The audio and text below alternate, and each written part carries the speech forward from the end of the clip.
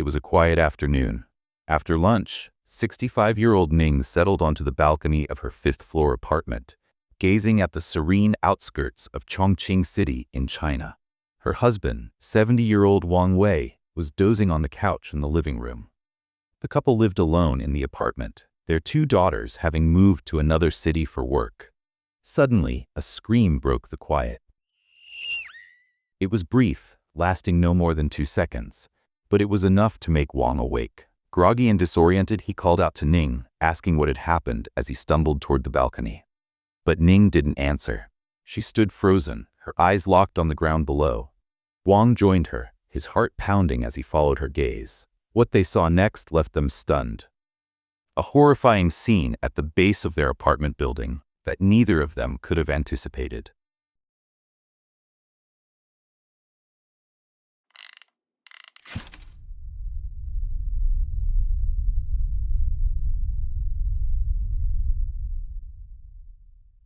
Hello, true crime enthusiasts.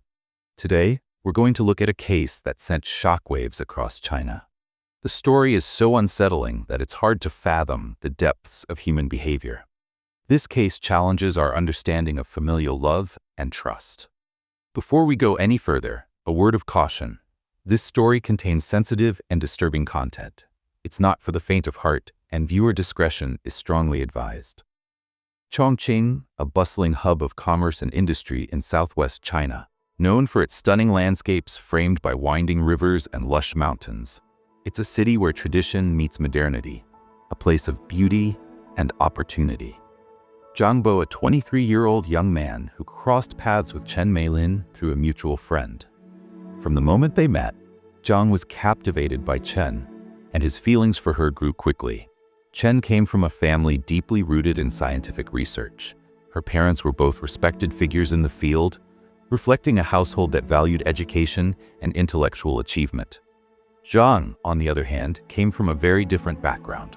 His family struggled financially, and his father, a laborer, had recently passed away. Zhang hailed from the rural outskirts of Gailun town in Chongqing City. Despite having no formal education beyond primary school, Zhang was described as tall, handsome, and sharp-witted. These qualities helped him earn a living as a salesperson, a job he took on shortly after finishing school. But while Zhang's charm and intelligence opened doors for him, they couldn't bridge the gap between his humble beginnings and the world Chen inhabited. However, Chen's family valued educational qualifications highly, seeing them as a cornerstone of a successful life. For them, Zhang's lack of higher education was a red flag, and Chen wasn't initially interested in pursuing a relationship with him.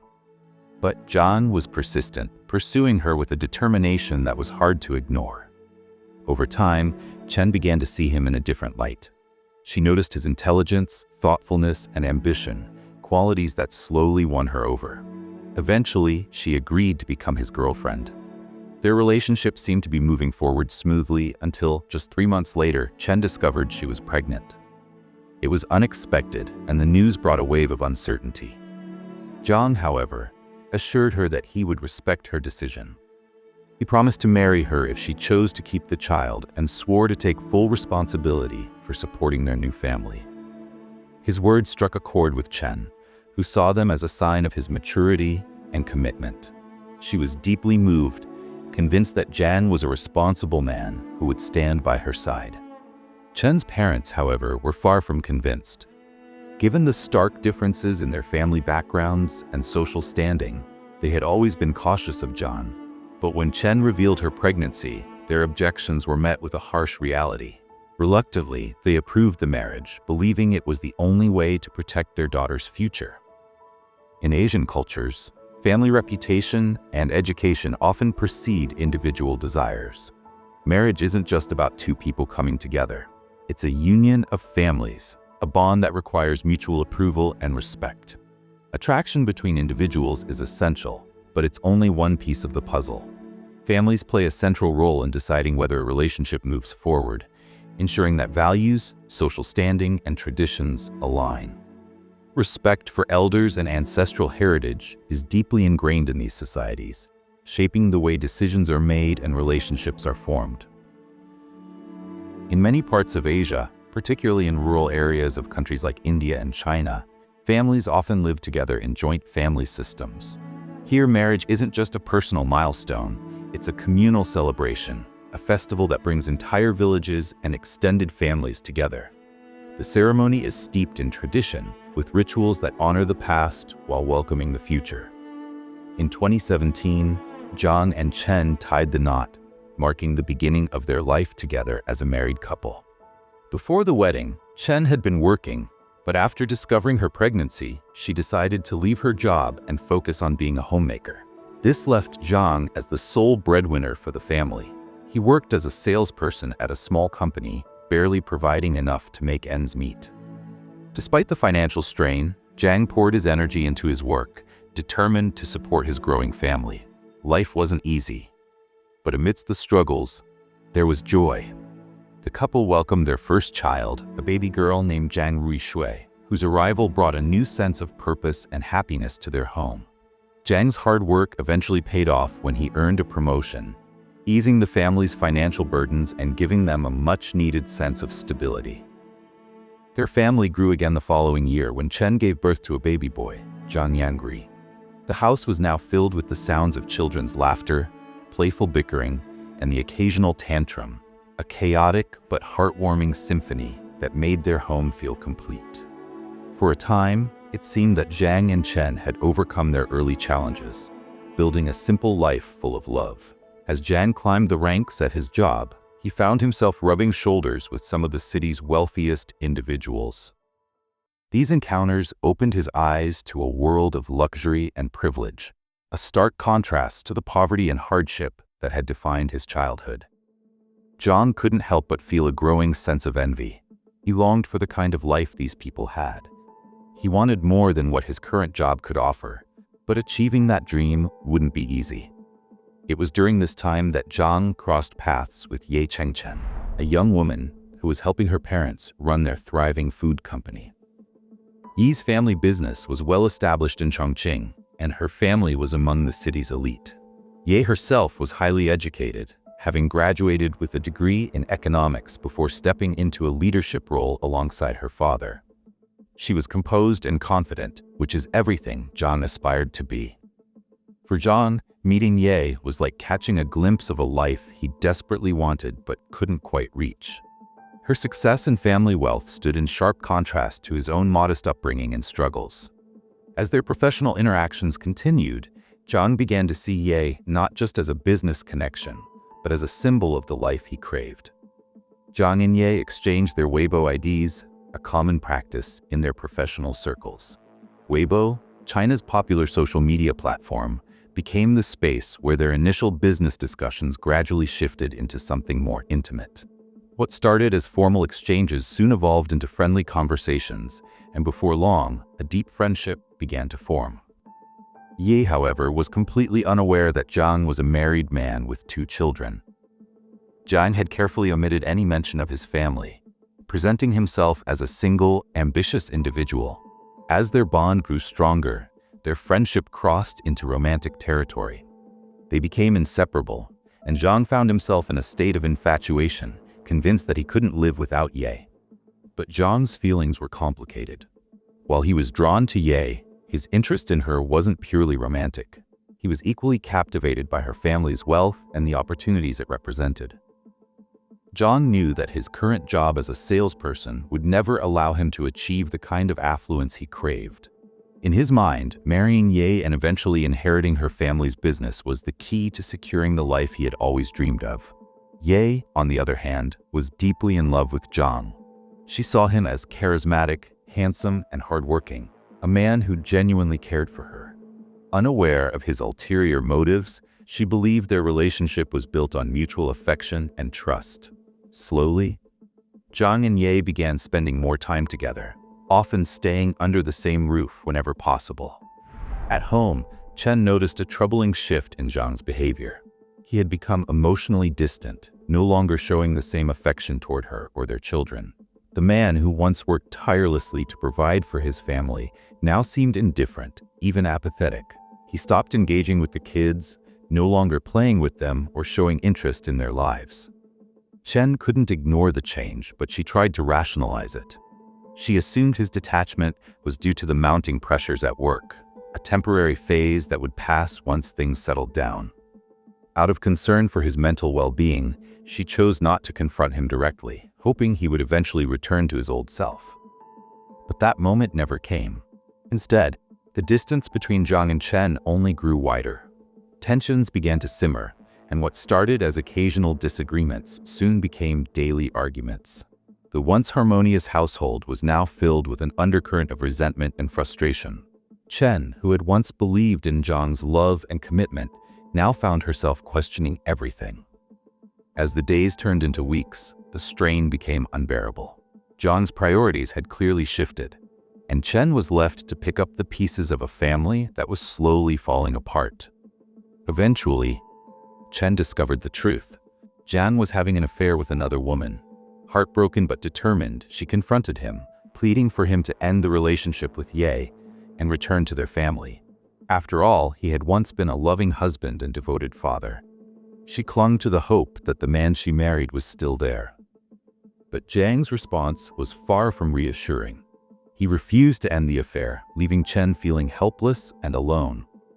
Meanwhile, Ye, the woman Zhang had been seeing, also learned about his family. At first, she was furious, feeling deceived by the man she had grown to love. But Zhang, ever the manipulator, begged for her forgiveness. He promised Ye that she was the only one he truly wanted to be with, promising to spend the rest of his life with her. Ye, deeply in love and unwilling to let him go, began pressuring Zhang to divorce Chen. However, Chinese law presents a significant obstacle. A husband cannot file for divorce while his wife is pregnant or within 1 year after she gives birth. With their youngest son, Yang, still an infant, Zhang was forced to bide his time.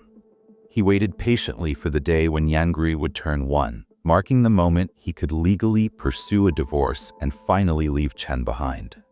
For Chen, this period was agonizing. She was trapped in a marriage that had become just a show, raising 2 young children while the man she once trusted plotted his escape. During this painful period, Chen desperately tried to hold her family together, pleading with Zhang not to abandon her and their children. But Zhang, seeing her vulnerability, took full advantage of the situation. He coldly reminded Chen that Ye was wealthy and that he wanted to live a life of luxury with her, a life Chen could never provide. As Chen continued to beg him to stay, Zhang's demands grew increasingly unreasonable. He began asking for expensive, luxurious items, fully aware that Chen had no income or way to afford such gifts. It was a cruel game, a way for Zhang to emphasize the growing divide between their lifestyles and to reinforce his belief that Chen was no longer on his level. Heartbroken and desperate, Chen turned to her parents for help. She borrowed money from them, using it to buy the lavish items Zhang demanded, all in the hope of proving her love and keeping their family intact. But her efforts were in vain. Zhang was already emotionally detached, his mind and heart firmly set on a future with Ye. No amount of gifts or sacrifices could bridge the gap that had formed between them. Once Yang turned 1 year old, the family faced another crisis. The little boy fell ill with pneumonia, which required immediate medical attention. While Chen, with the help of her parents, rushed Yang to the hospital and focused on his recovery, Zhang's priorities lay elsewhere. He seemed almost unconcerned about his son's illness, showing little concern for the child's well-being. Instead, he used the hospital visits as an opportunity to pressure Chen about the divorce. For Chen, this was the final straw. As she sat by her son's bedside, watching him fight for his health, Zhang's coldness and single-minded focus on ending their marriage made her realize the painful truth. The man she had married was gone. The kind, caring husband and father she once knew had been replaced by someone she no longer recognized. There was no point in convincing him to stay. His mind was made up, and his heart was no longer with her or their children. On February 26, 2020, Zhang Bo and Chen Meilin officially divorced, just 1 month after their son, Yang turned 1 year old. Almost immediately after the divorce, Zhang erased any trace of Chen from his life. He deleted her contact information and replaced his Weibo profile picture with images of Ye, signaling his new beginning with her. The divorce settlement granted Chen full custody of their daughter, Rui Shui, while Zhang was required to pay child support. Their son, Yang, would live with Zhang until he turned 6, after which he would move in with Chen. With the legal proceedings behind him, Zhang wasted no time in pursuing his next goal, marrying Ye. But despite his eagerness, Ye remained hesitant. She wasn't entirely convinced by the divorce settlement. Ye's demands took a dark and disturbing turn. She made it clear to Zhang that she saw no future with him unless he severed all ties to his past, including his financial obligations to his children. In a chilling and ruthless ultimatum, she suggested the unthinkable, eliminating the children from their lives entirely. At first, Zhang resisted. Despite his detachment and selfish ambitions, the idea of harming his own children was too much to stomach. He told Ye he couldn't do it, that they were his kids, and he couldn't cross that line. But Ye was relentless. She insisted that as long as the children were alive, Zhang would never be fully hers. The weight of her words began to sink in, and Zhang found himself at a crossroads. Torn between his conscience and his desires, Zhang made a horrifying decision. He agreed to Ye's plan, choosing his own ambitions over the lives of his innocent children. It was a moment that revealed the depths of Zhang's moral decay, a disturbing reminder of how far he was willing to go to secure the life he craved. On the afternoon of November 1st, 2020, Zhang Bo asked Chen to bring their daughter, Rui Shui, to his apartment. He claimed he wanted to spend time with the children and even mentioned plans to take them out. Chen, who had a dinner meeting with friends that evening, thought it would be a good opportunity for Rui Shui to bond with her father and little brother. Trusting Zhang, she left Rui Shui in his care and went on with her evening. However, Zhang's intentions were far from innocent. He had planned to carry out an unthinkable act that day.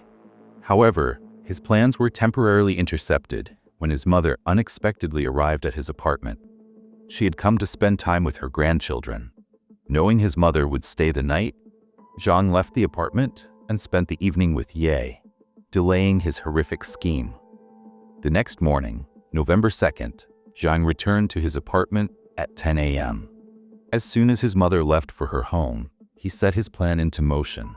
Zhang initiated a video call with Ye, positioning himself near the window of his 15th floor apartment. He then called his children over, asking them to sit beside him on the window bay. The children, innocent and trusting, did as their father asked. In a matter of seconds, Zhang picked up both Rui Shui and Yang and threw them out of the window of his 15th floor apartment.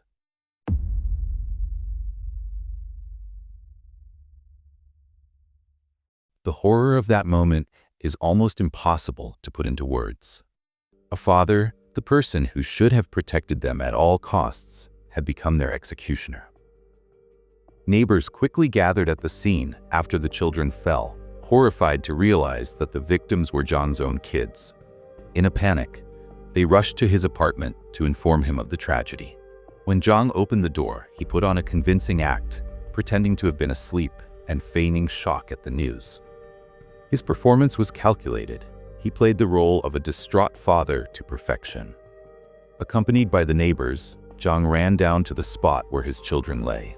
There, he unleashed a dramatic display of grief, crying uncontrollably and even banging his head against the wall in apparent anguish.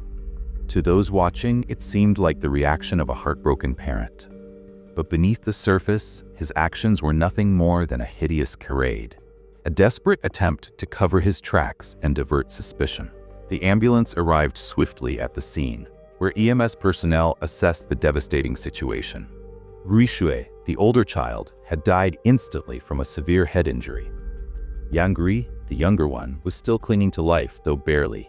He was rushed to the hospital in a desperate attempt to save him. Meanwhile, Chen, upon hearing the horrific news, collapsed, overwhelmed by shock and grief. Police arrived shortly after and began their investigation into what appeared to be a tragic accident.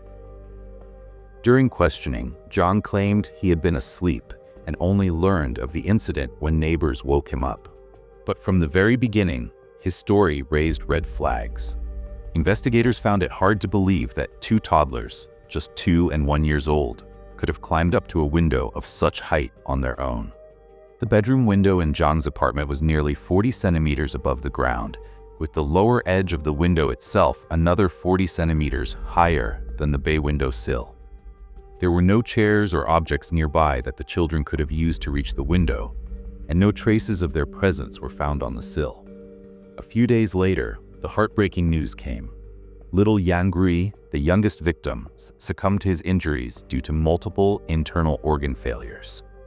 For the family, it was a devastating blow, a loss that would leave a permanent void in their lives. But for Zhang, it seemed to be just another step in his calculated plan. As the investigation continued, Zhang's story began to unravel. During further questioning, he slipped up, contradicting his earlier statement. Unlike his initial claim of being asleep, he now told police that he had been eating in a separate room at the time of the incident. This inconsistency raised serious suspicions, confirming to investigators that Zhang was hiding something and that he was likely behind the horrific act.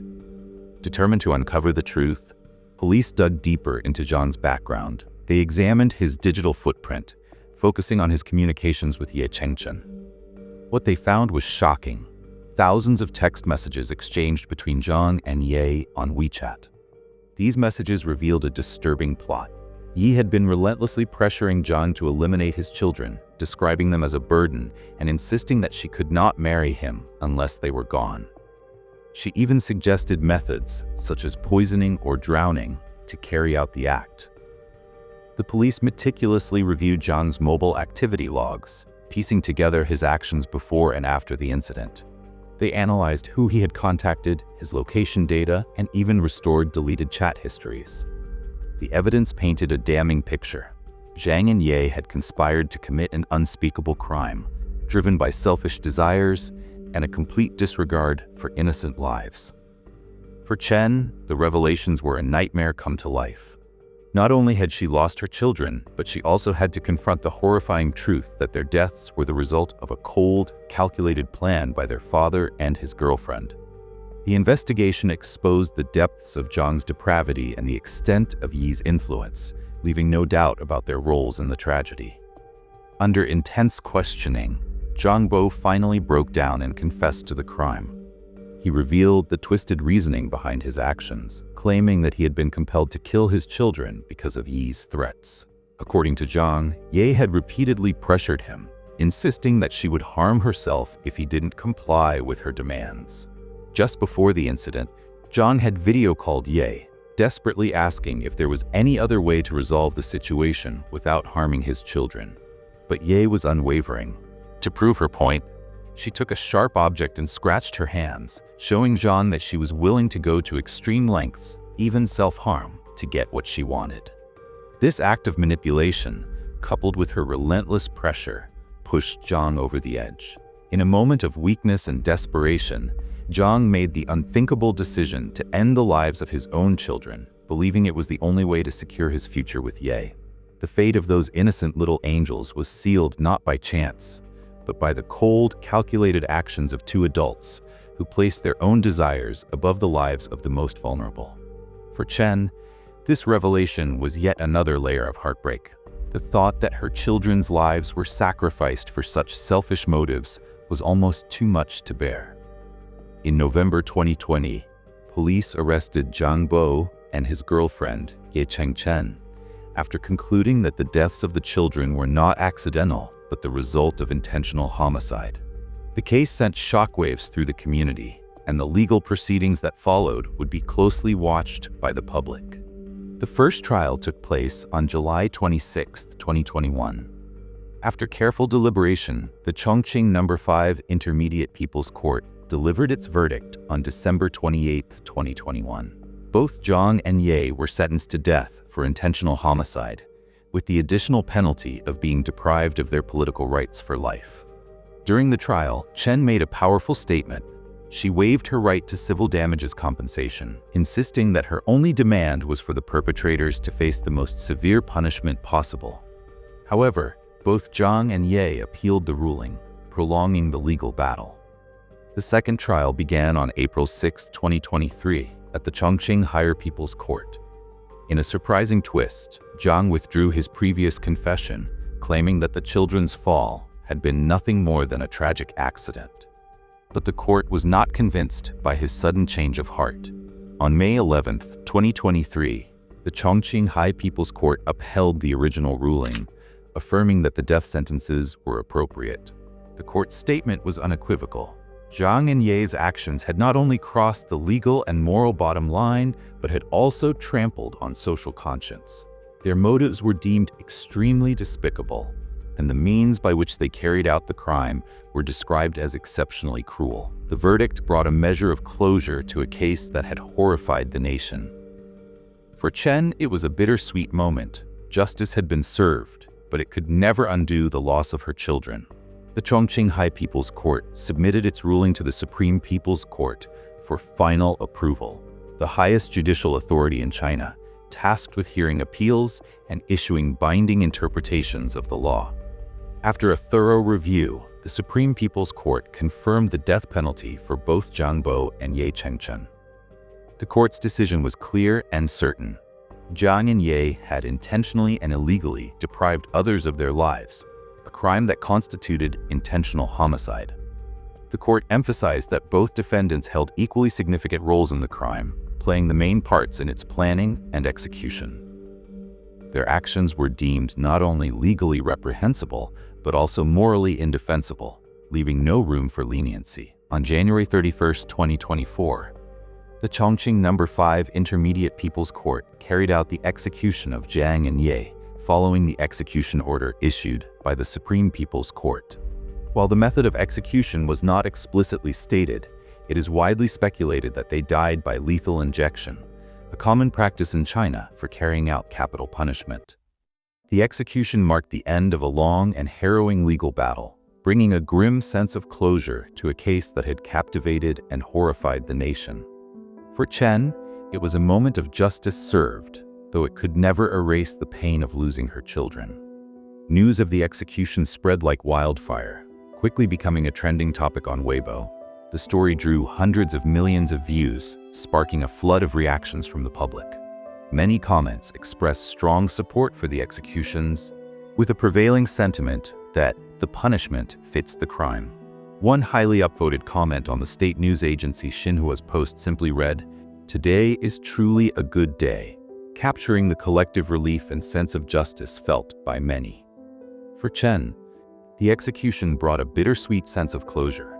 She described it as quote-unquote, "the end of a nightmare that tortured our family for more than 3 years."